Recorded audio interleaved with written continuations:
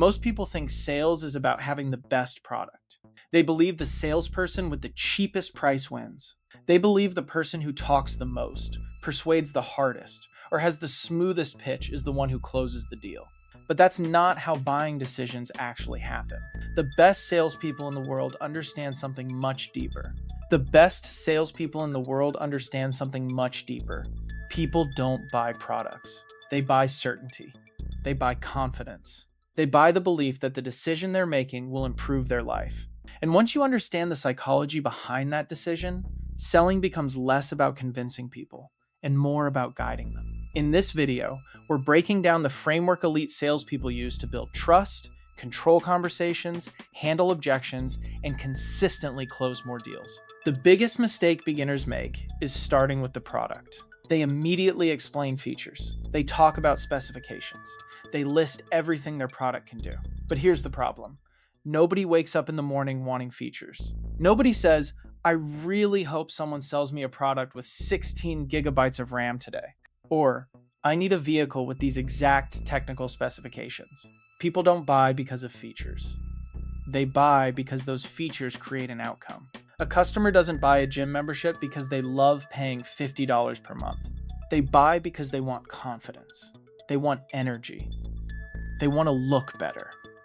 They want to become someone different. The product is simply the bridge between where they are now and where they want to be. Great salespeople don't ask, how do I convince this person to buy? They ask, what does this person want to achieve and how can I help them get there? That small mindset shift separates average salespeople from professionals. Every purchase decision comes down to 3 areas of confidence. The first is confidence in the solution. The customer has to believe, this can actually solve my problem. If they don't believe that, nothing else matters.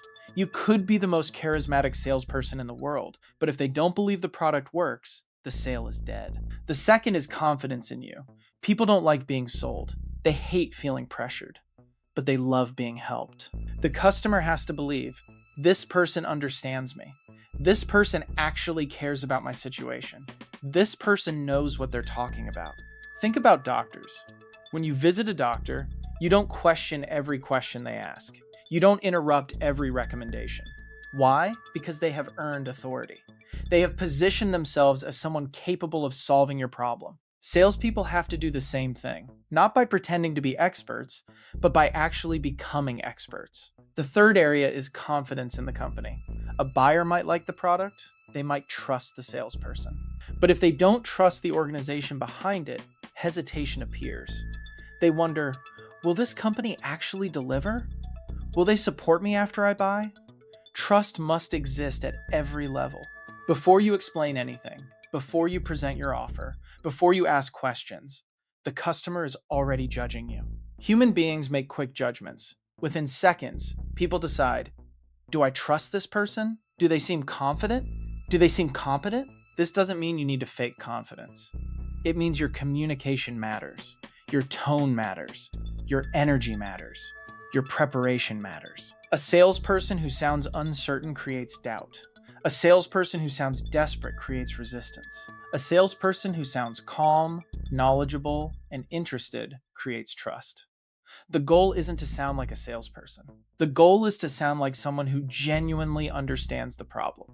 The best sales conversations don't feel like transactions. They feel like conversations with an advisor. The average salesperson spends too much time talking. The elite salesperson spends more time discovering. The reason? You cannot solve a problem you don't understand. Imagine going to a doctor and immediately hearing, here is your medication. You would probably think, wait, you don't even know what's wrong with me. Sales works the same way. Before recommending anything, you need information. You need to understand what problem brought them here. Why is solving it important? What happens if nothing changes? What have they tried before? What does success look like? These questions reveal the customer's motivation. And motivation is what drives decisions. A weak salesperson hears answers. A great salesperson listens for meaning. For example, customer, I need to increase my company's revenue. Average salesperson, great, our software can help with that. Elite salesperson, interesting. Why is increasing revenue the biggest priority right now? The second salesperson discovers the real reason. Maybe revenue isn't actually the issue. Maybe the owner is tired of working 80 hours a week. Maybe they want more freedom. Maybe they need growth to survive. The deeper you understand someone, the easier it becomes to create value. Most salespeople fear objections. They hear, "It's too expensive. I need to think about it. I want to talk to someone else." And they immediately start defending. But objections are rarely the real problem. Usually, objections are signals.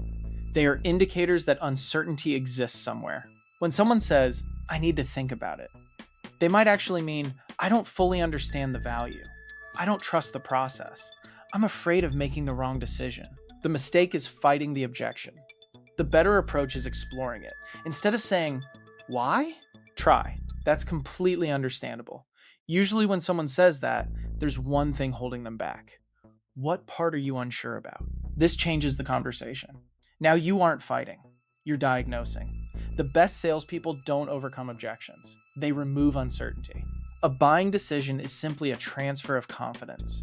Your job is to increase confidence while reducing risk. You do that through three things.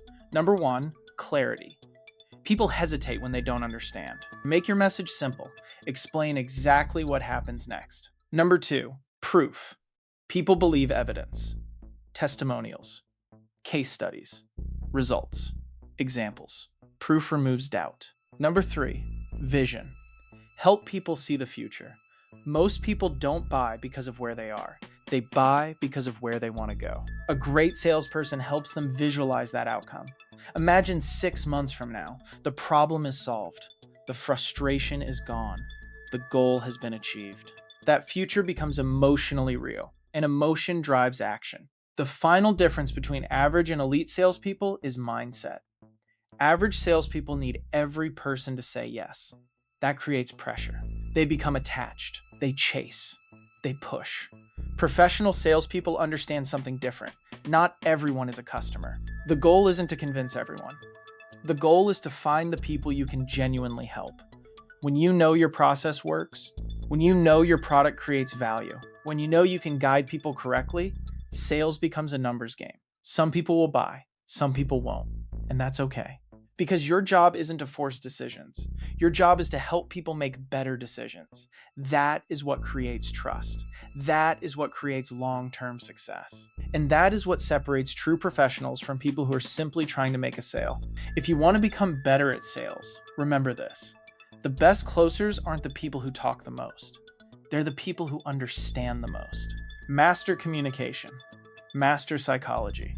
Master the ability to create trust. And you'll never have to rely on luck again.